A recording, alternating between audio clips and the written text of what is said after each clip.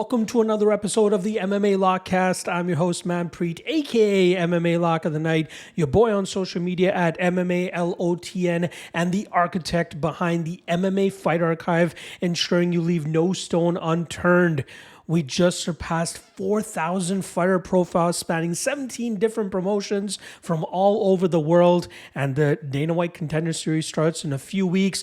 The best place to ensure that you're researching as much as you can on all these fighters is the MMA Fight Archive. That's why we're closing in on close to 90 subscribers, not to mention they're taking full advantage of the 7-day free trial as well. So they can try it out for free and then they hop onto the service as well. So make sure you guys check it out. Just this weekend alone, we got Cage Warriors 175 on Thursday. We got A1 Combat 23 on Friday, as well as CFFC 133. Then on the weekend, UAE Warriors, they got back-to-back events. Super Risen 3 on Sunday, and then obviously the big UFC 304 card on Saturday, and then a ton of other great promotions throughout the month. And again, we have the entire year schedule already posted on there, and then we continue to add fighter profiles on a daily basis. So make sure you guys check it out for free. 7-day free trial. Link for that in the description below. That is the MMA Fight Archive.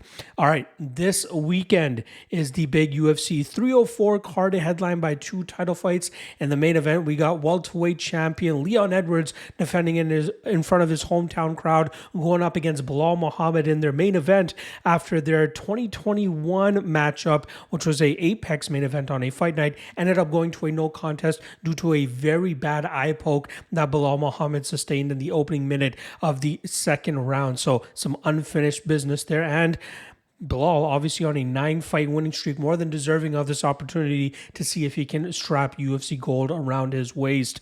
In the co-main event, we have the interim heavyweight title fight on the line, or at least championship on the line, with Tom Aspinall looking to defend the title that he won back in November over Sergey Pavlovich. This time, it's a rematch as well of a fight that had a very unfortunate ending in July of 2022, and that's against Curtis Blaydes, where it seemed, I believe it was 15 or 20 seconds into the first round, Tom Aspinall suffered a very bad knee injury, and that caused him to sit out of competition for over a year. He returned with the big win over Marcin Tybura. That set him up for the interim title fight, and now here he is looking to avenge the last defeat on his record in front of his hometown crowd as well. Obviously, as you would expect for a fight card taking place in the UK, there is a ton of UK talent on this card. Obviously, Paddy the Baddy finds himself going up against Bobby King Green, not to mention a bunch of other great fights. Molly McCann, obviously on the card as you would expect. And another caveat to this, the UFC has chosen to keep this fight at prime time for the American fans. So this is going to be happening overnight in the UK. So they'll be having like a 6 a.m. Start time to the main event, which is very unfortunate for those guys, or 5 a.m. start time for those guys. Hopefully the fighters are more than acclimated in terms of getting everything right so that they can perform at their best in the middle of the night. All right, let's do a quick recap of last weekend's event. We come through with the lock of the night play with Miranda Maverick as she goes out there and pretty much works Diony Barbosa, picking up a decision victory. I believe one of the judges actually scored a round for Barbosa, which I don't understand at all. But regardless, Maverick gets the job done with relative ease, coming through as a -195 favorite. KSW lock of the night comes through as well with Maria Silva. Unfortunately, we fall short with OKTAGON and I believe it was Cage Warriors. Those lock of the night plays do not end up hitting, so we go 2-2 over the weekend, which now brings our record to 54-26 for lock of the night plays over 2024 for a 68% hit rate. Again, we were just at that 70% mark. The last 2 weeks, we hit a couple road bumps, but we're going to get right back on the train here this week. Obviously, we got 2 lock of the night plays with the UFC and Cage Warriors going down on Thursday.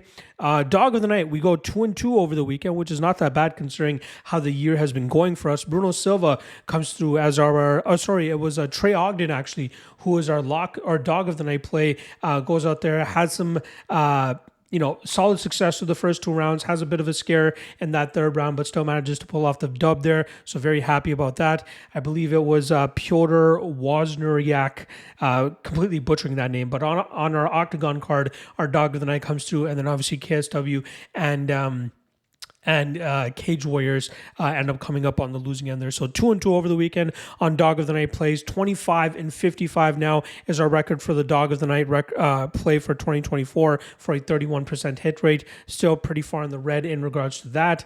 Let's see if we can get back on the winning track there as well. And then lastly, quick shout out to to GodzillaWins.com for providing your boy a platform to drop written content on a weekly basis. Thursdays, we drop the main event breakdown, and then Fridays, we drop the top 3 money line spots. So make sure you guys keep your eyes peeled for that, not just for the UFC, but they cover all the other great sports out there as well. So make sure you guys check out our fine folks of writers and analysts and try to put some extra cash in your pocket. Before I drop the breakdowns now, I do want to quickly plug that the Cage Warriors card, Cage Warriors 175, goes down on Thursday, and I'll have written breakdowns for that card on the Lock of the Night Patreon page, the MMALOTN Patreon page. Check the link in the description below for that. I'll be dropping written breakdowns for those starting tomorrow, Tuesday, so keep your eyes peeled for that, and we'll break down every single fight. I believe there's 15 fights slated for that card, so we'll get through that by at least Wednesday, but I will start to drop for you guys on Tuesday. All right, that's a wrap on the intro here. I got 14 fights to break down for you guys for this UFC 304 card, so without further ado, let's kick it right off. The first fight of the night comes in the light heavyweight division, as we have Modestas Bukauskas coming in at -170, going up against the Polish fighter Marcin Prachnio, who comes in at +145. Now, I'll start off on the Bukauskas side, who had a 1-3 run to start off his UFC career initially, and that last loss obviously coming to Khalil Rountree by a very bad knee injury, and then that forced him to actually get cut by the UFC. That led him back to the Cage Warriors scene, where he ended up going 2-0 and quickly getting signed back to the UFC in a short notice opportunity to take on Tyson Pedro back in September, and he came through very well that night, as he was able to go out there and defeat Tyson Pedro by decision. He followed that up with the big win over Zach Paunga back in February. Very close fight. I thought Paunga won that fight, but regardless, Bukauskas gets his hand raised, and that put him on a 4-fight winning streak. Unfortunately for him, he ended up going up against Vitor Petrino, who was able to out-grapple him in the first round, and then in the second round was able to land a beautiful left hook that put Bukauskas clean out. Now, Bukauskas is normally a striker, long, rangy striker that likes to use combinations, has a nasty kicking game as well, but it's largely been his striking that has made him so successful throughout his career. He puts combinations together very well, 2, 3, 4 punch combinations, stamped with a leg kick as well, but it's really been his ability to just stay safe at range with his 6'3" frame, staying away from his opponent's 78-inch reach, very long, very rangy, very difficult to deal with when he's able to establish that range and stay comfortable behind his punches. Cardio, a little bit of a concern, but he's still able to stay competitive enough later on in matchups that he still ends up getting his hand raised should fights go to the scorecards. Now, his opponent this week, Marcin Prachnio, has been exchanging wins and losses over his last 5 fights, most recently coming off a decision victory over Devin Clark, showcasing a classic Marcin performance where he goes out there, utilizes karate-like stance to stay moving, stay mobile, and stay away from the big shots that were coming his way from Devin Clark, and then eventually chipping away at Clark to a decision victory. That was a great performance for him, especially having to shuck off the takedown attempts of Devin Clark, who had a lot of trouble in terms of shooting takedowns because of the continuous and perpetual movements of Prachnio utilizing that karate style and then utilizing kicks from distance. And then whenever there was an opportunity to blitz into the pocket and land some strikes, Prachnio was able to do that and then pivot off back out into space and get back to his range fighting style with his karate and his kicks. His chin has always been a little bit of a concern, but the last time he got knocked out, it's been a little while now. He's eaten some big shots from some opponents, but it seems like the guys that are able to either contain him up against the cage, landing some elbows, landing some knees, dragging him to the ground, those are the guys that are going to be able to have success against him rather than trying to just play with him at distance and letting him kind of just kick his way to a decision victory. In terms of this matchup here against Bukauskas, we have 2 different styles of strikers. Bukauskas, a little bit more traditional, utilizing his 1-2s and his kicks down the pipe, whereas Prachnio likes to utilize a lot of movement. However, Prachnio is going to have to close the distance continuously to try to land some big shots in the pocket so that he could try to get ahead on the scorecards or at least land a knockout with the power that he possesses. However, Bukauskas I think has a little bit more power, and I think he is more than capable of actually standing his ground and throwing counters in return whenever Prachnio tries to crash the pocket. Obviously, Prachnio should be able to get ahead on numbers and volume with the kicks and the blitzing attacks that he likes to implement, but I think more often than not, he's going to run into some big shots from Bukauskas, especially considering the range advantage. At least it's only a 4-inch reach advantage that Bukauskas will have in this spot, but I think that will allow him to really keep Prachnio at bay, landing those straight shots down the pipe, countering most of the kicks that are coming back his way from Prachnio. And again, I do think that Bukauskas is the slightly slicker striker between the two. Again, two completely different styles of striking, but I think Bukauskas' style will be a little bit more effective, and that should allow him to go out there and get a decision victory. Next up, we got Shauna Bannon coming in at minus 190 in the strawweight division, going up against UFC newcomer and short notice replacement Elise Ardelean coming in at plus 165. Now, Bannon came up short in her UFC debut against Brasil last year, where she was unable to get off on her game, which normally revolves a little bit around that grappling style. She likes to take opponents to the ground and look for submissions and look for an ability to posture up and land some TKO, or just to try to grind these fighters out. In this last fight, she showcased a little bit of a karate style, bouncing a lot, moving in and out of range, but her shots were ineffective against Brasil, who was landing more technical strikes and countering her effectively whenever Bannon tried to crash the pocket. Also, Brasil was able to land some well-timed takedowns to end rounds 2 and 3, which ultimately allowed her to go out there and get that decision victory. I'm not that big on Bannon. I think she's still a little bit too green to be in the UFC, even though she had I think it was a 9-3 amateur career, 5-0 coming into the UFC. She just doesn't seem to have the tools to make it to the next level, in my opinion. Decent striking, nothing super threatening or something you have to worry about in terms of a knockout coming back your way from her strikes. But I think when she's able to flawlessly implement her grappling game behind her striking, that's usually when she is a little bit, that's when she's most effective. Her opponent this weekend, Ardelean, is riding a 5-fight winning streak, has a 9-5 record. She started off her career 4-5, and then since then has been able to put together 5 straight wins. That dates actually all the way back to 2019, so she hasn't been all that active as of late. This fighter seems a little bit more active on social media. She has a big social media following. I think she has over 500,000 Instagram followers. She might be over 1 million over there on TikTok, making a lot of like comedy memes, skits, a lot of sexual shit too, as you would expect. But she just wants to be funny. She wants to, and she's capitalizing on her popularity on social media, and especially with her ability to get signed to the UFC with wins over some very average regional talent. The 5-fight winning streak that she's on right now were against opponents that had a combined record of 8-5, with 3 of those 5 wins being against fighters that were, at 500 or had a losing record. She doesn't seem like anything special. Her striking is not all that threatening. When she does get fights to the ground, she does have some nasty elbows, something that she was able to finish one of her last opponents with. But that's it. There isn't no real substance to her game. Sure, she has a lot of experience. She shared the cage with Weili Zhang back in 2015, with Diana Belbita, I believe, in her second or third fight, who actually ended up submitting Ardelean that night. Nothing special about this chick. I don't really get why the UFC ended up signing her. Maybe because of her popularity, but also because they wanted to keep Shauna Bannon on the card, and this was a short notice replacement. It is what it is, but tough fight to break down. It's hard to be overly confident on either side. Minus 190 on Bannon, who I just don't think is that great of a fighter, and plus 165 on Ardelean, who I don't even think deserves to be in the UFC. I'm going to lean more so on the Bannon side ever so slightly. I think she is able to get her grappling going. I think she will have learned from her last matchup that she should get back to the grappling a little more, and that could potentially even open up a submission opportunity for herself. So I wouldn't mind taking a little shot on Bannon by submission at plus 600 or better.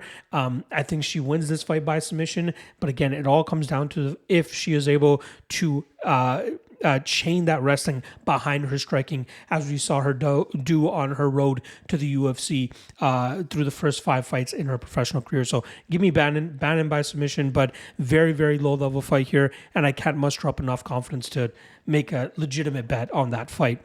All right, next up, welterweights going at it here as we have Sam Patterson coming in at minus 360 going up against Kiefer Crosbie, who comes in at plus 295.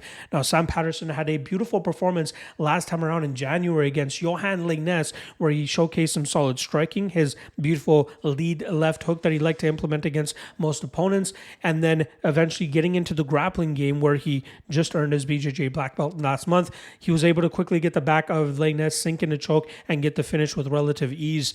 Patterson, long, rangy, lanky fighter that likes to fight at distance, utilizing a lot of front kicks up the middle, keeping his opponents at bay and sniping them, especially with that lead left hook that I was talking about. But after getting knocked out like by Yanel Ashmus the way that he did last year, I think we're going to see him start to rely a little bit more on the grappling. And I'm not saying he's going to go for desperation takedowns anymore. I think we'll see him like try to mix in the clinch and get his opponents up against the cage after throwing a combination or two, and then start to work that jiu-jitsu game.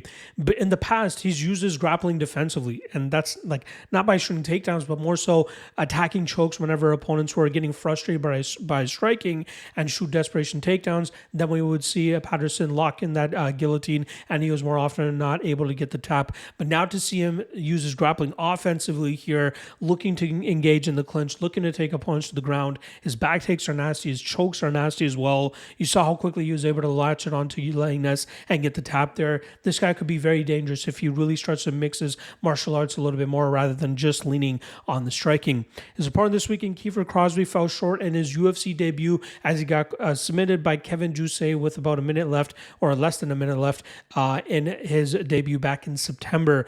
That night we saw Crosbie land some big shots, and that's kind of the style that he likes to fight with.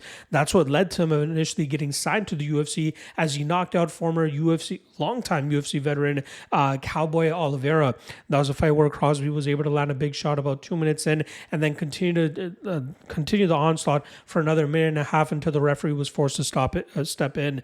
Crosbie is nothing special. This guy's fought for Bellator in the past. He's had some pretty tough losses. He's been able to beat some, average competition, but a lot of his game relies on that big power that he likes to implement with explosions and blitz attacks, crashing the pocket and looking to land his big hands. I think he's going to struggle to crash the pocket here against Patterson, who will do a great job of, one, utilizing his lead left hook to keep Crosbie at bay as well as the front kicks up the middle, but two, I think he'll actually might end up getting himself engaged into a clinch opportunity where Patterson will be looking for trips or looking to get the back of Crosbie and eventually get that rear naked choke similar to what Kevin Juice was able to get against him. So I if you trust the durability of Patterson, or at least the striking defense of Patterson, he should cruise in this fight no matter what. This is a spot where he could end up looking minus 400, minus 500 if he's able to avoid the big punches of Crosbie. In MMA, a puncher's chance is always what a fighter has, especially if they have such a big skill discrepancy, just as we'll see in this matchup. But I think Patterson learned from that loss from Ashmus, and I think we'll see him be a little bit more cautious, eventually get this into the clinch, make it look similar to that Kevin Juice fight for Crosbie, eventually get the back and sink in that submission. The submission prop currently sits around plus 110. I might take a nibble on that myself. Maybe FanDuel ends up dropping it at a better line later this week, but I do think Patterson wraps up the submission relatively easy here and gets this win under 1.5 rounds, probably even under 4 minutes. If Patterson comes in with a mission. Obviously, he wants to show out after having such a poor showing in his UFC debut, which was in front of the British crowd. We'll see if he can actually come through this time around and secure a quick victory. All right, next up, middleweights going out of here as we have Christian Leroy Duncan coming in at minus 135, going up against Gregory Rodrigues, who comes in at plus 115. Now, last time around for Christian Leroy Duncan, we saw him absolutely pummel Claudio Ribeiro after obtaining a very dominant position on the mat, something that we don't often see from Chris Duncan, and I think that's going to be very important for him moving forward in his UFC career. We saw him lose that fight against Armin Petrosian in a fight where he was outstruck by a better technical striker. Because even though Duncan is a striker, this is a guy that likes to rely on a lot of flashy, powerful, explosive movements to eventually land that big shot and put his opponents away. Throughout his career, he's been facing guys that try to take him to the ground, which is why we see such an improvement in his takedown defense and an ability to keep fights upright so he can stay in the striking realm and try to implement that speed and that power that he brings to the table. We saw him take out Denis Tuliulian. We saw him take out Claudio Ribeiro recently. And I think a lot of it has to do with his ability to now mix up the fight. fight. We see him engaging in the clinch a little bit more. This guy's a big, powerful guy, and he's mainly been using it to explode and land big shots on his opponents. But now seeing him utilize it in the clinch, wearing on guys, looking to get these guys to the ground and doing some big work from on top, that should be very helpful for him. We saw it with Vitor Petrino as well in the light heavyweight division. Unfortunately, he got guillotined by Anthony Smith, so hopefully Christian doesn't throw himself into a guillotine here against Gregory Rodrigues. But this is a spot where, if he can wear on his opponents a little bit, those knockouts might come a little bit easier as his opponents start to slow down, having to feel the weight and the pressure of Duncan in the clinch. But I love to see that improvement in Duncan's game, diversifying his game and not just being a knockout puncher, but trying to mix it up, using all the martial arts and trying to become a better fighter. And again, he's only 29 years old. Now, his opponent this weekend, Gregory Rodrigues, is now on a 2-fight winning streak after falling short against Bruno Ferreira to start off 2023. It was a brutal knockout that Ferreira landed on him, putting Gregory Rodrigues clean out. 3 of Rodriguez's 5 losses have come by knockout, so that's something definitely to worry about whenever he's fighting power punchers. But he put power puncher Denis Loughran away relatively easily, and then he wore on Brad Tavares, landing some good strikes, getting some good takedowns, and eventually finishing him in the 3rd round of their matchup. Rodrigues came into the UFC largely as a BJJ black belt, somebody that we had to worry about with him taking his opponents down, smashing them from that top position, grinding them out, or finding submissions. But since coming into the UFC, he's done a great job in terms of improving his striking. That's how he was able to get ahead of Brad Tavares, with using that power and using that technique to land those big shots on a technical striker like Brad Tavares, but allowing his power to be the difference maker in that matchup. But you have to worry, though. When he does start to mix it up with power punches on the feet, that's when things can start to get a little bit awry for him, especially as we saw against Bruno Ferreira. If he can continue to improve his striking defense, stick with his hands, and eventually make some takedowns behind it, that's what will make Rodrigues such a dangerous fighter. Obviously, he's 32 years old, still has some time at the top of his game. He's probably in his prime right now as well. Still a very dangerous fighter. Now, in terms of this matchup specifically, I think Duncan's speed and power advantage will end up being the difference maker. I think we'll see Rodrigues look to mix it up in the striking, but eventually start going to his takedowns. But I think we've seen good enough takedown defense from Duncan that he should be able to keep this fight upright. From there, I think his speed and his elusiveness will cause Rodrigues a lot of trouble, and I think it'll just be a matter of time before you see Duncan land a big shot and put Rodrigues clean out. This will be a competitive fight, just as we saw the odds yesterday at a pick'em price, but now it seems the confidence and the backers are coming in on Christian Leroy Duncan, which is why he finds himself now at minus 135. I do like Duncan in the spot. I think he finds the knockout here, but it all depends on if his takedown defense is as good as we've seen it in recent fights. He should be able to keep this fight upright and eventually knock out Rodrigues. I'm going to call it round 2, maybe even round 3. All right, next up, a welterweight fight here as we have Elliott coming in at plus 120. He's going up against Preston Parsons, who comes in at minus 140. Now, we'll start off on the Elliott side, who's on a very solid winning streak, which eventually got him that Contender Series shot where he was able to get the victory over Kape, and then he goes out there and gets that hard-fought victory over Val Woodburn. I believe that was late last year, maybe early this year. But regardless, it was a great performance for him. After he got rocked early, he was able to get his grappling going and eventually grind out Woodburn. There were some close opportunities for him to get the finish there, but Woodburn stayed alive long enough to eventually see the scorecards. But it was obvious that Elliott won that fight. Now, Elliott is a guy, in my opinion, who his image and the perception of him probably precedes his actual skill level in the cage. This is a guy that largely relies on that grapple-heavy approach, but I wonder if he's able to do it against more UFC level talent. Let's be honest. Val Woodburn, not really UFC level talent. That Kape fight, that was a fight where I really thought Brito was going to win that, and he had Elliott on skates in a couple of spots in that matchup, but eventually we saw Brito really start to slow down after emptying the kitchen sink, everything and the kitchen sink at Elliott, trying to finish him, and then Elliott was able to pull through in deep water and still end up getting his hand raised. I think this guy's striking is still a little bit shaky, a lot of kicks from distance, all hoping to eventually open up that takedown opportunity where he usually ends up doing his best work from top position and grinding opponents out. Unfortunately for him, he's going up against a very strong, durable, and resilient Preston Parsons, who's coming off of a very solid victory over Matt Semmelsberger in a matchup where he grinded him out with his grapple-heavy approach and pretty much swept him on the scorecards. The fight before that against Trevin Giles was a split decision loss against a veteran of the UFC in a very close fight that I actually thought Parsons deserved to win. I think it came down to the third round. Very, very close round, but I really thought that Parsons did enough that night to end up getting his hand raised, but it did not come to fruition. But regardless, we see the type of potential that this guy has. He is a relentless grappler that loves to move forward and loves to really put pressure on his opponents with that striking, with the power punches that he brings to the table, but also his ability to take opponents to the mat and eventually smother them, looking for finishes. Finished all, I believe, 9 of his wins on the regional scene before coming to the UFC. BJJ black belt, if I'm not mistaken, as well. And my concern with him in the past has been his cardio, but we are seeing an improvement in that, especially, in the Matt Semmelsberger fight. There was a spot where he actually found himself in a tight guillotine from Semmelsberger, but we see the poise, the discipline, and the experience of Preston's really starting to come through with his jiu-jitsu, where he stayed calm in that position and eventually worked out of it late in that fight and still managed to go on and dominate that fight with the grappling that he brings to the table. I love what this guy does. I love everything about him, and I think that this is a horrible matchup for Oban Elliott. Now, I saw Parsons around minus 160 yesterday. He's down to minus 140 now, which means that there has been love coming in on Oban Elliott, and I can kind of understand it, but I think that Parsons is just a far better version of Elliott. Both guys leave a lot to be desired in the striking realm, although I would give that slight edge to Parsons, considering the power that he brings to the table with that style, just always moving forward, always looking to hurt his opponents, and then eventually get them to the ground. In the scrambles, I think Parsons will be better in the scrambling position, and I think he'll be strong enough to keep Elliott in a compromised position and really grind him out. But I think that this will eventually open up finishing opportunities for Parsons in the second or third rounds as Elliott starts to slow down.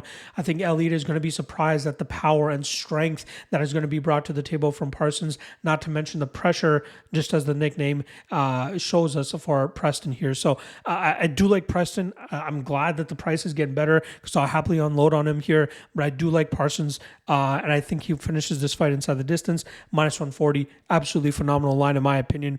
I think we see Parsons win without too much issues. Might be a little bit competitive early, but for the most part, I think we'll see Parsons really start to pull away in the third and fourth minute and never look back after that.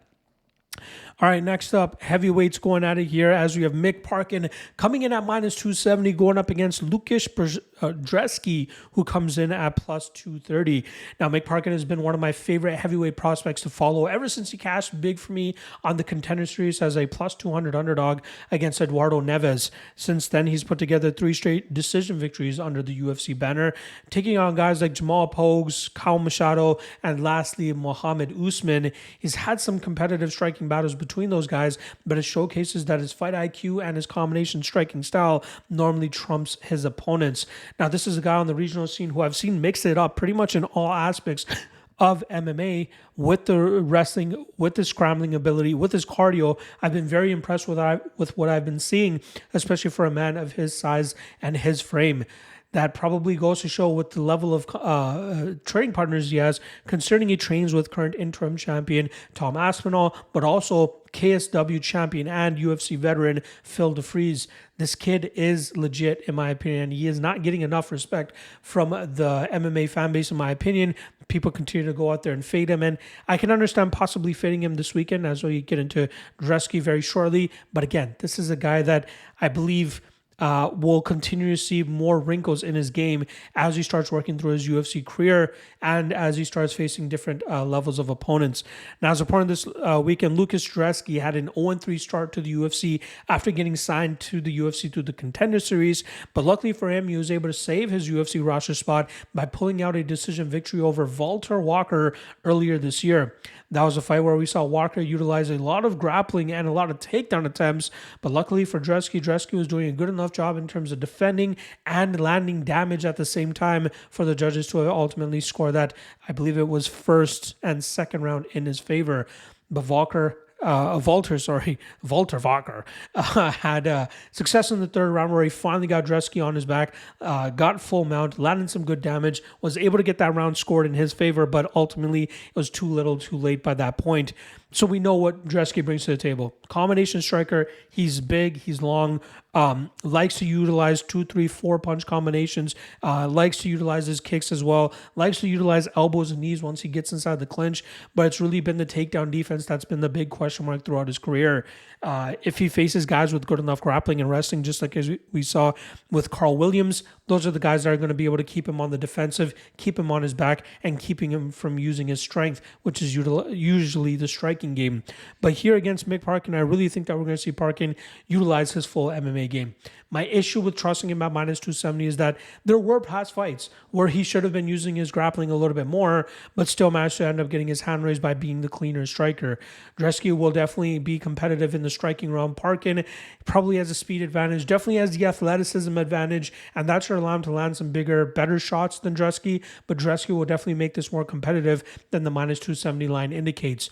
I think where Parkin can really start to separate himself from Brzeski in the spot is mixing in those takedowns behind the striking, mixing this up in the clinch. Don't let Brzeski get comfortable at range. And I think Parkin I'm hoping that his fight IQ is high enough that he can actually go out there and implement that style.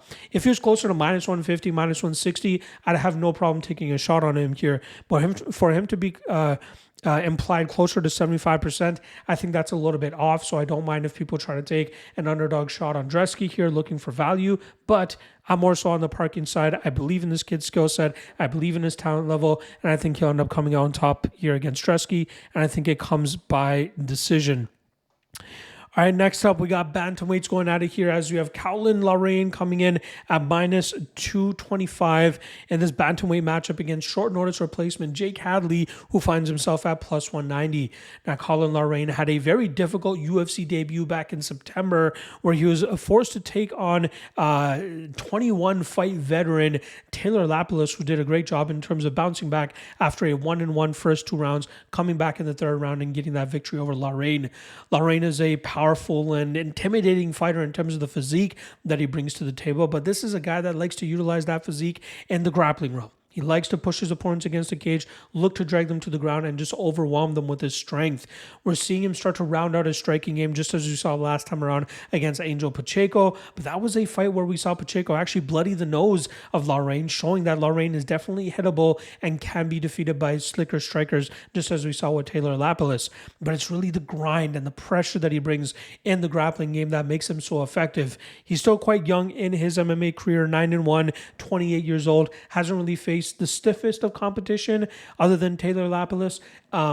He had some decent opponents on the regional scene, Dylan Hazan, Luke Shanks, but I feel like this kid is still somewhat untested, and that 9-1 record may not be a great representation of where his skill level is at. I'm still trying to gauge where his ceiling is. I think he is skilled. I think he is talented, but if he's unable to get that grind going, things could get very shaky for him. His opponent this weekend, Jake Hadley, is on a very unfortunate run as well. He came into the UFC 8-0, but now finds himself 2-3 through his last 5 fights, now with a 10-3 record at 27 years old. This kid on the regional scene showcased very slick jiu-jitsu, often finding dominant positions to get submissions or TKOing his opponent with ground and pound. His striking is getting better as well, and I love the fact that his pressure style of striking is very much improving as well. Just in his last fight against Charles Johnson, we saw him pressing Johnson from the jump, even won the first round on all 3 judges' scorecards because of that pressure he's applying and throwing the punches behind it. But we also know that Charles Johnson is a little bit of a slower starter, and that could have attributed to Hadley having as much success early as he did, because after that, we saw Johnson really start to run away with that matchup and win it on the scorecards. Hadley is still very much capable of outperforming the 2-3 record that he currently has in the UFC. He is aggressive, his striking is improving, and his jiu-jitsu is something that should not be overlooked at all. Now, in this matchup, although Hadley is coming in on short notice up a weight class, he still has a pretty big frame for the flyweight division, which is why he'll still be the taller guy here by 1 inch and the longer guy by 2 inches. Obviously, Loughran will probably be the the stronger fighter of the two, especially when they clinch up in the grappling realm. But I do think that Hadley is the slicker BJJ player here. But also mixed in the striking here, right? Loughran is a guy that's still trying to improve that level of his game. He's throwing in combinations. He's showing some good technique, but he's still there to be cracked and hurt in return. And we know Hadley will definitely be pushing the pressure and staying in his face and making it a very rough night for him. That's why I slightly lean on the Jake Hadley side here at plus 190. I know he has not looked the greatest as of late, but unless Loughran can really just keep him on the defensive, keep him pinned up against the cage, or keep him suffocated on the mat, I think he's going to struggle with dealing with the pressure that Hadley brings to the table here. Again, even on the mat, Hadley is active. He'll be looking to throw up submissions. He'll be looking for reversals. He'll be looking for ways to get up. And then on the feet, again, I don't think Loughran is that comfortable in the striking realm, and I think the forward pressure of Hadley will cause him problems. So I'm going to lean Hadley here. I think he ends up out damaging Loughran as Loughran is looking to establish some dominant positions with his grappling. But I think the grappling prowess of Hadley will keep him away from getting mounted or keeping him from getting into bad positions. And that will allow him to start landing damage of his own, making it look better for the judges and ending up winning this fight on the scorecards. So I'm going to go Hadley here and Hadley by decision. Next up, we got Molly Meatball McCann coming in at minus 350, going up against Brasil, who comes in at plus 285. Now, this strawweight matchup, obviously taking place in Molly McCann's home country. Obviously, the crowd's going to be really raucous and very much in her favor, but I have to give credit to McCann in terms of changing her attitude and being a little bit more humble. Obviously, as we saw when her popularity was skyrocketing alongside Paddy Pimblett, she was becoming just boisterous and a little bit overconfident, a little bit too cocky, and then she ended up falling short in two back-to-back matchups to Erin Blanchfield and Yulia Stoliarenko. Last time around against Diana Belbita, who was a fighter she had already defeated prior, we saw her a lot more respectful. We saw her a lot more calm and disciplined, and that ended up leading to one of the better performances we've ever seen from her, leading to that armbar victory that she was able to secure at the ending of the first round. Now, that's great to see from a fighter as experienced as McCann, and even though she isn't the most talented fighter, she has the skill set to put together good enough performances to beat some of the top 15 fighters, maybe more so the top 10 to top 15 fighters, not anything below that. But she's aggressive. She has a good pressure style. Her wrestling's all not that bad either. Her pressure from top position, pretty good as well. But it's her ability to make it good optically for the judges that allows her to end up getting her hand raised in some of these spots. Like I said, like last time around, she was able to do a great job in terms of getting the fight to the ground against Belbita, and then eventually working for that armbar win that she was able to secure. Now, going up against a fighter like Bruna Brasil, who's coming off of a defeat to Loma Lookboonmee, Brasil is a fighter that I feel is just underperforming for the type of fighter she should be, given the frame that she brings to the table. We saw the best version of her against Shauna Bannon last year, where she utilized great counter-striking, good shots down the pipe, good speed, good technical striking, and well-timed takedowns. But then we see her freeze up against fighters like Denise Gomez and Loma Lookboonmee, fights that I believe she could have easily won, especially the Lookboonmee fight. Had she just been a little bit more aggressive and thrown a little bit more output, and it kind of exaggerating the height and reach advantage that she had, taking advantage of that, she could have been more successful. But for some reason, she's just a little bit just confident and comfortable with underperforming in a lot of these spots. This is a fighter that I feel like is going to be inconsistent throughout her career. There's going to be times where we see her shine and put on great performances, and then there's going to be times where we're going to see her put on complete duds. Now, in this matchup, I will never suggest backing Molly McCann at chalk odds. Absolutely never. I believe Bruna Brasil is the better technical fighter here, and I believe that if she is able to counter McCann effectively, just as she did against Shauna Bannon, she could be very successful in this spot. She also has a better BJJ game if she's aggressive enough, and that could eventually catch Molly McCann in something, which is why I would not at all suggest backing Molly McCann in this spot. But I think that this is another spot where we could potentially see Bruna Brasil underperform. And McCann has the style to make this look bad for Brasil, right? If she continuously pushes the pace, lands takedowns, gets involved in the clinch, this could look like those spots where Brasil just kind of lets fights slip through her fingers. But again, I'm not willing to take that risk at minus 350, as I do think Brasil is the better technical fighter here. So if she shows up, plus 285 on this spot is going to look absolutely like a steal for anybody taking a shot on that price. And I wouldn't be surprised to see some of the sharps actually looking to take advantage of Brasil at this price. But I just can't muster up the confidence myself, considering how many times she's already burned me in the past. So maybe I just have some PTSD, but I am going to lean with Molly McCann to win this fight. I think she wins it on the scorecards, but no way am I getting involved at minus 350. All right, next up, we got featherweights going at it here as we have Nathaniel Wood coming in at minus 410, going up against Daniel Pineda, who comes in at plus 310. Now, we'll start off on the Nathaniel Wood last time around. We saw him come up short against Muhammad Naimov. I believe that fight was in October, and that was a fight that I believe was marred by a lot of fouls and unfortunate circumstances for Wood that ended up seeing him lose that fight by decision. That was a fight where we saw a lot of fence grabs, some groin shots, and then eventually in the last dying seconds of that fight, we saw Wood hurt Naimov very badly and almost finished the fight, but there were some crucial moments where we saw Naimov grab the inside of the glove of Wood to keep him from punching him, and that I believe stopped Naimov from actually winning that match, or from losing that fight. I thought Wood should have won that, or probably even gotten the finish had he been able to land a couple more shots with his hands being free as they should have been. But regardless, that snapped a 3-fight winning streak for Wood. We're starting to see him come into his own in the 145-pound division. 135 was getting a lot harder for him to make, especially being a full-grown adult now at 30 years old, no longer being a prospect as his nickname states that he is. But wins over Charles Rosa, Charles Jourdain, Andre Fili, those are veteran-like performances. That was him, showcasing his slick striking, mixing in some grappling, grinding out his opponents, and just showcasing how complete of a fighter this guy can be. And now I think being comfortable at 145 pounds, we'll continue to see him get success and enter his prime being as good of a fighter as he actually is.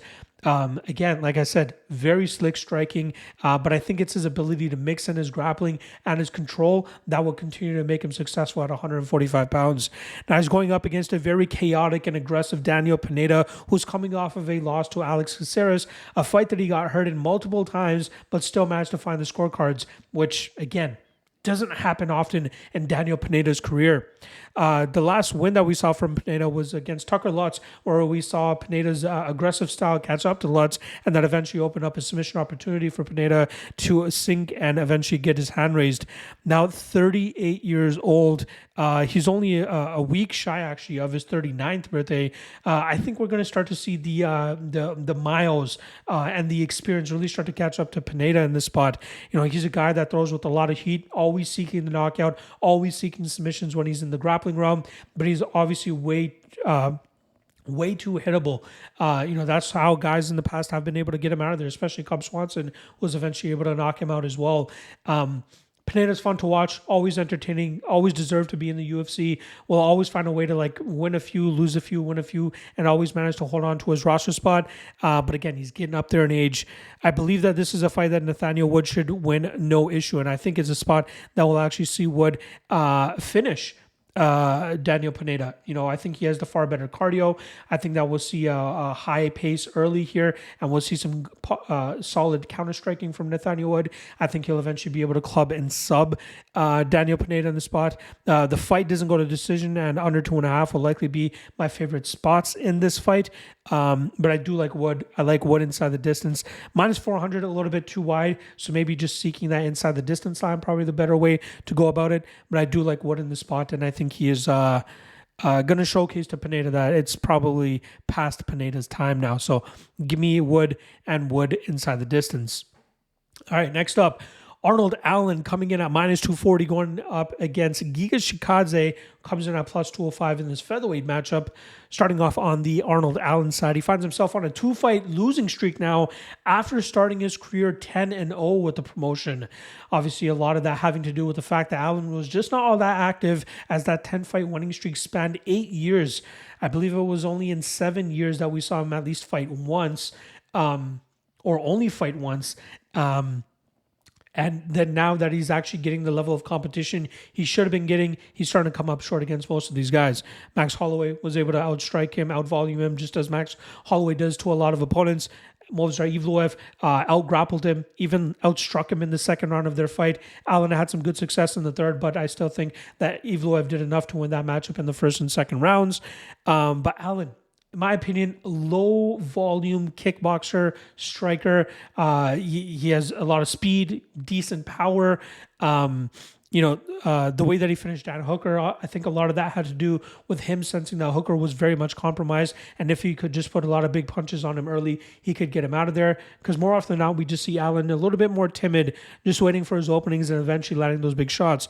The Sadiq Youssef fight, very low volume fight where we saw Allen hurt Sadiq in the first and second rounds to end up getting his hand raised on the scorecards. But we saw in that third round, if you're able to put on enough pressure and enough volume against Allen, you could get the better of him. And all three judges ended up scoring that third round in Youssef's favor. So it's just him rounding it out a little bit more in terms of throwing a little bit more volume, or at least mixing in some grappling more often than not, so that he can stay busy enough in case his opponent throws a little bit more output or shows more activity than he does. His opponent this weekend, Giga Chikadze, kickboxer, will likely show that volume style, which could cause Allen some problems here. Now, Chikadze has had a lot of issues in terms of remaining active. After he lost to Calvin Kattar back in January of 2023, it took him 20 months to get back to the cage, where he was eventually able to, January 2022. Then he took off 20 months, came back and fought Alex Teixeira back in August. And he was able to pick up a 30-27 decision victory that night.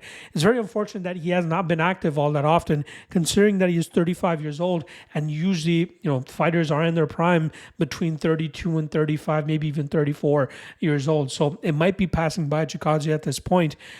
Still very respectable 15-3 record. Only lost to Calvin Kattar in the UFC, if I'm not mistaken.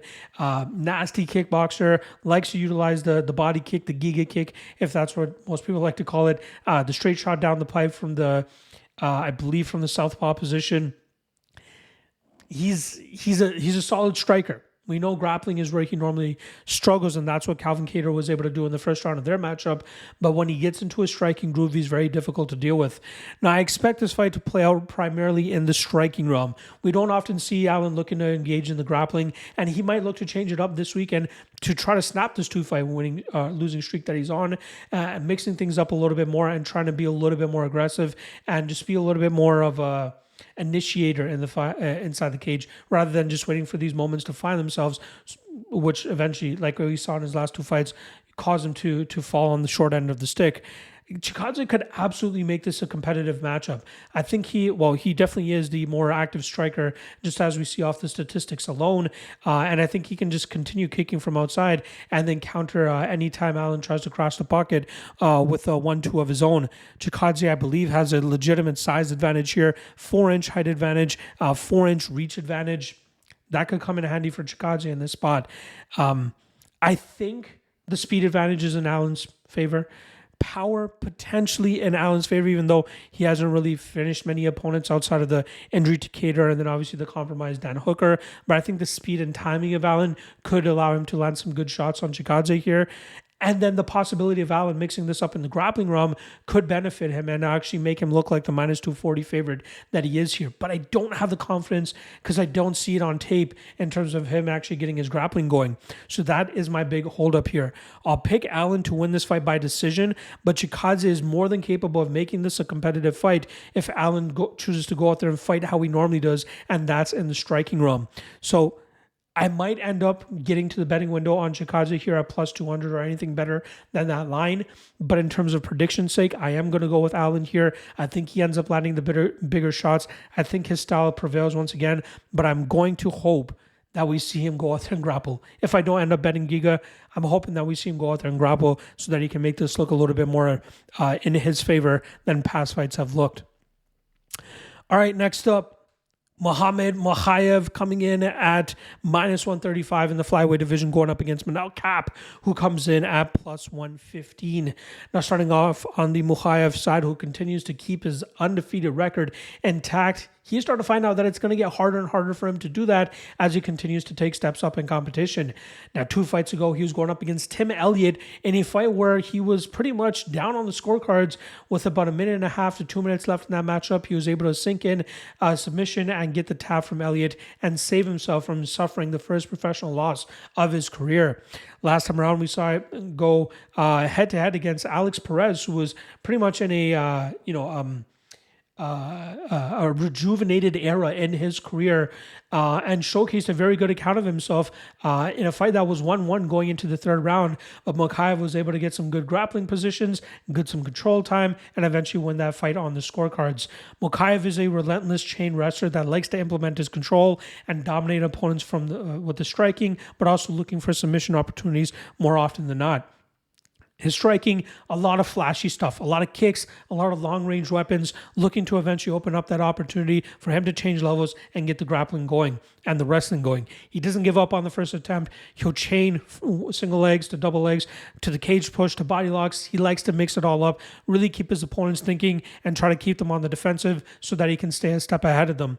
He's only 23 years old, has a plethora of experience from the amateur scene. I think he went close to like 30-0, if I'm not mistaken, on the amateur scene before making his highly anticipated pro debut, and he's been clean ever since then.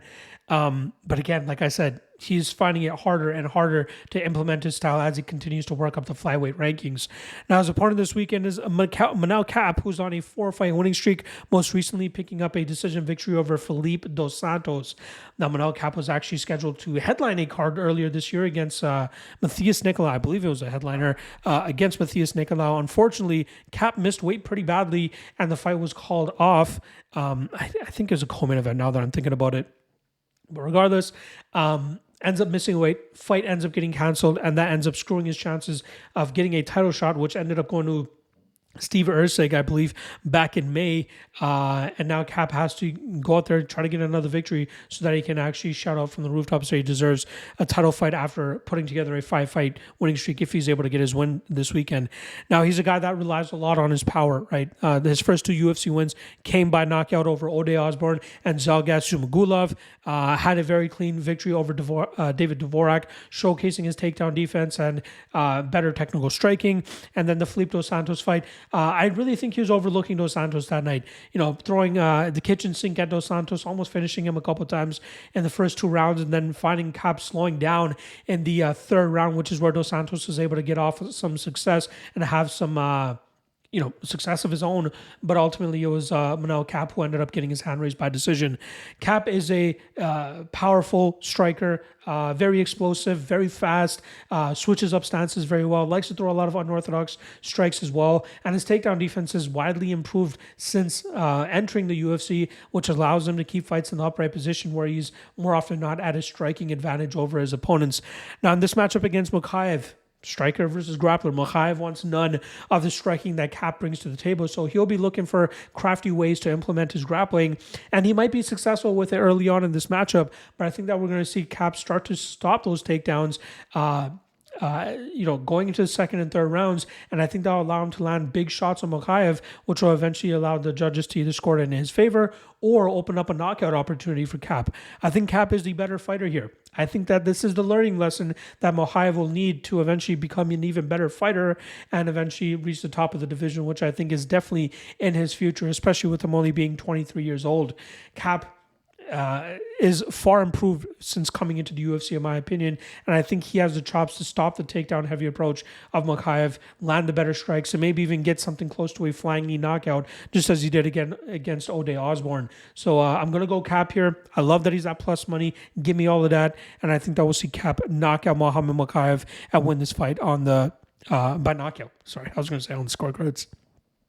All right, lightweight matchup here between King Green. Yes, you read it right. It is King Green. Bobby has permanently and officially changed his name to King. I think legally speaking, he has changed his name to King. So you'll be seeing on the broadcast now they'll refer to him as King. He comes in at minus 125 as he goes up against fan favorite Paddy the Baddy Pimblett, who comes in at plus 100. Now, I'll start off on the Bobby King side of things, or I'm going to have to stop saying Bobby. I'm so used to saying Bobby whenever referring to him. So I'm going to say either King or Green. I'll try to go with Green because that just seems a little bit better than saying King, if I'm being honest. All right. Green coming off a dominant decision victory over Jim Miller at the historic UFC 300 card earlier this year. We saw him just absolutely batter Jim Miller, close to finishing him a couple times as well, but showcasing a classic King Green performance. Combination striking, pressure, good head movement, doing a good job in terms of just applying that pressure with his footwork and eventually letting go with his strikes, countering effectively. Just one of the slicker strikers that we have in the UFC, without a doubt. The issue has been for him in the last few years has been the question of his durability. We saw Drew Dober put him clean out. We saw Jalen Turner put him out back in December. But if that is a thing of the past and he is able to just get back to that striking defense that we know from him, he still can be very effective at this stage of his career where he is 37 years old. He's always a fun veteran to watch. Even though most of his fights usually end up going to the scorecards, he is a fighter that always brings it, likes to exchange in the pocket and goad his opponents into a war where he more often than not is able to get the better of them with his slicker striking, specifically with his boxing that he's able to implement against his opponents. Defensive grappling has improved a lot. He does a good job in terms of stopping takedowns, getting back to his feet, and then getting back to his striking, because that's usually the way that opponents look to attack him. That's what Paddy Pimblett will be looking to do this weekend by keeping his undefeated UFC record intact, which is now 5-0. Last time around against Tony Ferguson, landed some big shots of his own, but eventually ended up grinding out Tony Ferguson in the second and third rounds to win that fight by decision. The fight prior to that, which was a year before that one against Jared Gordon, that was a fight where a lot of people thought that Gordon deserved the decision that night, myself included. I think Gordon got absolutely robbed that night. Pimblett slowly starting to admit it as well. Was a bad performance on his part. And now he's at a stage in his career and his popularity where he can pick and choose his fights. That's why he's taken so long in between fights now. It took him a year between the Gordon and Ferguson fight. Now it's taken him close to 8 months since the Ferguson matchup. Obviously, this is a fight, the card that he wanted to be on, pay-per-view in England, take advantage of his popularity, fighting in front of his hometown crowd.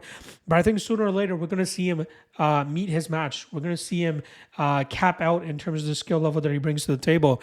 His popularity far exceeds his actual skill level, in my opinion. He's a solid grappler. That's where he probably does his best work. He has some decent striking, good power in his hands. But I think for him to have success against a higher level of opponents, he needs to get his grappling going and insert that top position dominance. Now, in this matchup against Bobby Green, God damn it. I'm trying, guys. I'm trying. King Green. We're going to see Paddy grapple. I think we'll see him have success early in this matchup. But I think as we start getting into deeper waters, Bobby, goddamn, King Green will be able to stop the takedowns, keep this fight upright, where he'll have the clear striking advantage. And as long as his durability does not abandon him here, he should be able to land the bigger shots on Paddy Pimblett. And I think we could see him outstrike him, outland him, outdamage him, and win this fight on the scorecards, probably winning rounds 2 and 3. Round 1 will be very important, though. Green needs to stay very clean.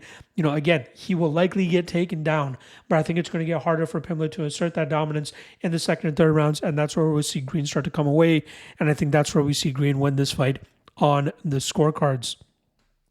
All right, first of 2 title fights of the night up next. We got Tom Aspinall coming in at -350, looking to defend his interim heavyweight championship against Curtis Razor Blaydes, who comes in at +285. Now, last time around for Tom Aspinall was the night that he won the interim title against Sergey Pavlovich, knocking him out in just over a minute at Madison Square Garden in November. Now, a lot of people thought that was the night that Aspinall winning the interim title would eventually set himself up to fight the current champion, John Jones. But the UFC and Dana White have a different idea in mind. They want the legacy fight. They want John Jones versus Stipe Miocic. That fight was supposed to go down, I believe, earlier this year. Actually, it was supposed to go down on that card, but then John Jones ended up injuring himself, torn bicep, torn pec, I forgot what it was, but it was a bad injury, probably even a shoulder injury, I forgot what it was, but that's put John Jones on the sidelines, and now that fight tentatively rumored to be scheduled for MSG in November once again, so Tom Aspinall is forced to defend his interim title, which we don't often see that much. I'm trying to remember the last interim champion to defend a title. This is dating me, but I think it was Renan Barão while Dominic Cruz was dealing with all of his injuries back in the day. But Tom Aspinall looking to defend the heavyweight title here. Now, Aspinall is a guy that I've been pretty low on in the past. I thought this guy was a guy that was just selling goods that a lot of people were just buying into, and I didn't believe that that's the type of fighter that he was, but he has gained a lot of my respect as of late. I think the athleticism, speed, power that he brings to the table, especially at the heavyweight division, is going to be very hard for a lot of fighters to deal with. He's showcasing that he has some decent grappling chops. I still believe a lot of his success comes from him having early success in his fights, and I do have a lot of question marks in terms of if he is forced to fight later on in matchups, if that will actually benefit him or not, and if he can be effective later on in fights. Now that he's champion, he will have to fight 5 rounds, and if he's unable to put an opponent away early, how will he look? One of the last legitimate losses that he has on his record is a fight where he ended up getting heel hooked in the second round of a fight that it seemed like he was slowing down quite a lot. Now, I'm sure he has improved a tremendous amount since that fight. That fight was a very long time ago, and I was holding on to that for too long, which bit me in the ass a few times. But last time around, I did bet on him against Sergey Pavlovich, and it seems like my perception of him is very much changing. I believe I bet Curtis Blaydes against him as well back in 2022, where we had Blaydes closer to about plus 150, maybe even plus 115, 120.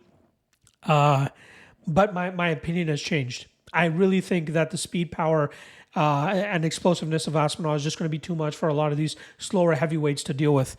Now, Curtis Blaydes is a guy that is probably the best heavyweight that has never won the heavyweight title in the UFC. The best wrestling that we've seen, and when we see him implemented, we often see him just dominate his opponents. Even defensively, we saw last time around against Jailton Almeida, where Almeida landed, a plethora of takedowns in that first round, but Blaydes continuously worked back to his feet and stayed well defensively. And then in the second round, we saw Almeida get a little bit too lazy with the takedown attempts and eventually get hammer-fisted and finished by Blaydes, which ended up earning Blaydes the shot. Blaydes needs that wrestling. He's tried to mix it up in the striking realm. It has not worked out for him. It worked out against guys like Chris Daukaus, but when he fights legitimate power punchers, I'm talking about guys like Sergey Pavlovich, Derek Lewis, and Francis Ngannou, who are the culprits of the 4 losses on Curtis Blaydes' record.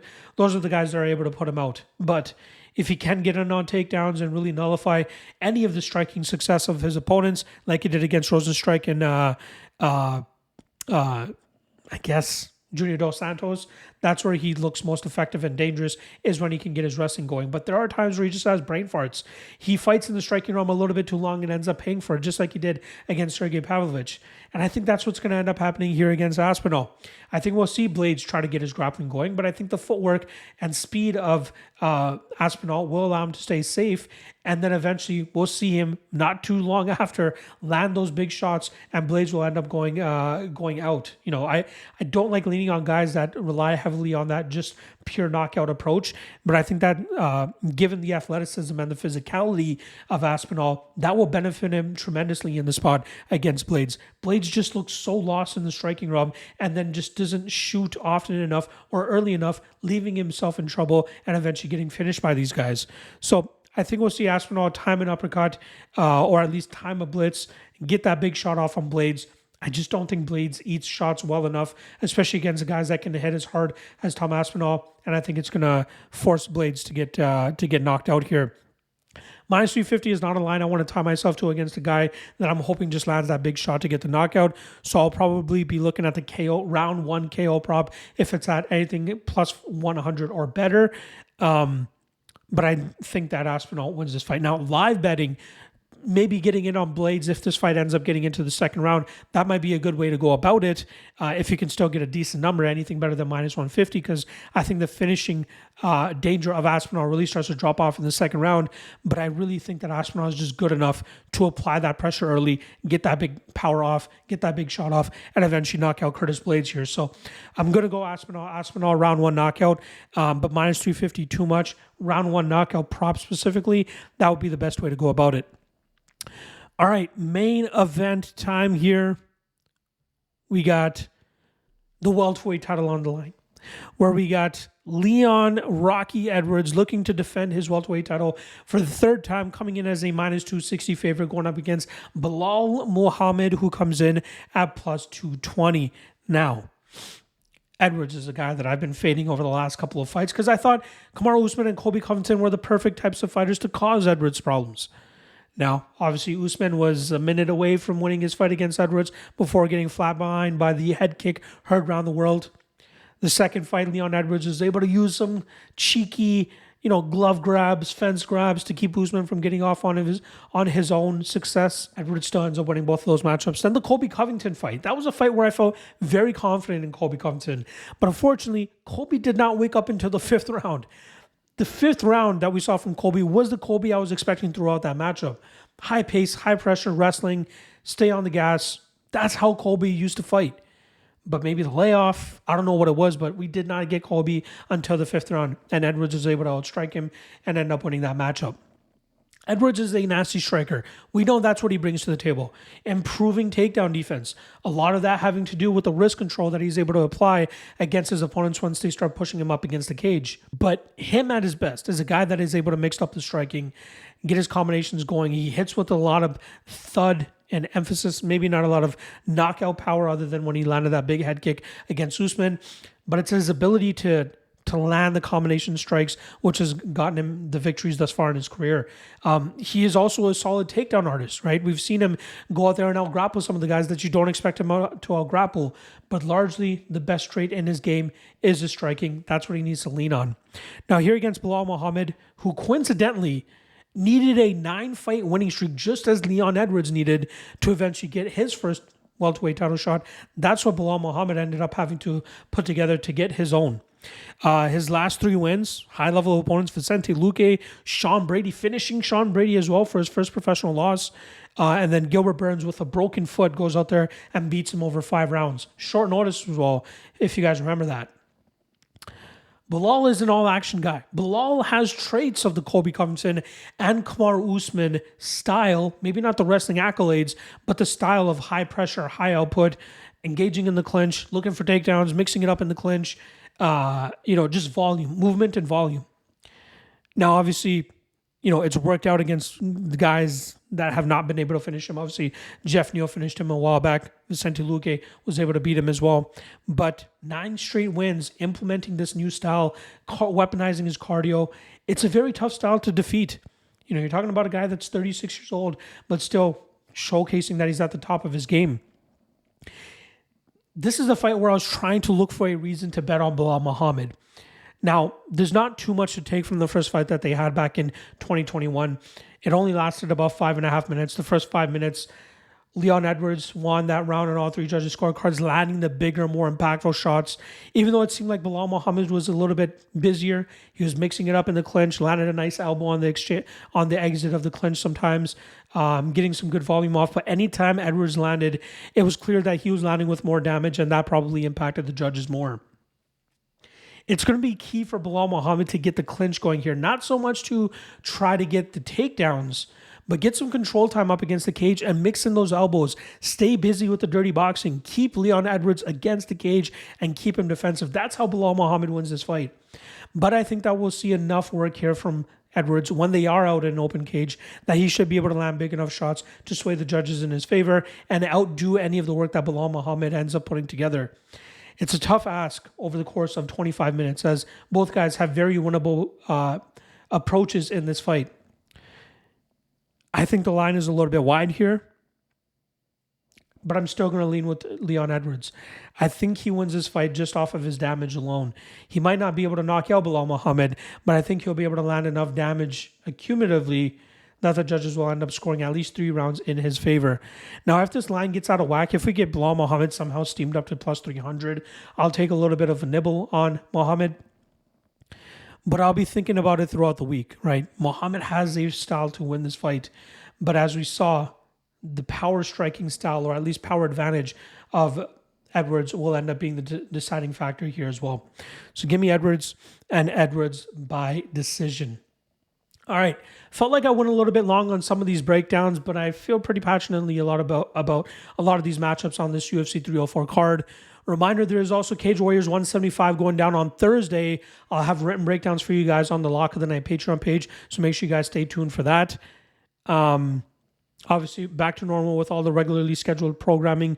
Tomorrow, I'll drop my top 3 Lock of the Night candidates. Wednesday, I'll drop my top 3 Dog of the Night candidates.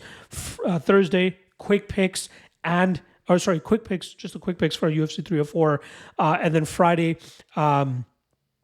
free parlay, which we cashed heavily on last week, plus 300, I believe, plus 350 something that we hit with the Lucky Trinity hitting.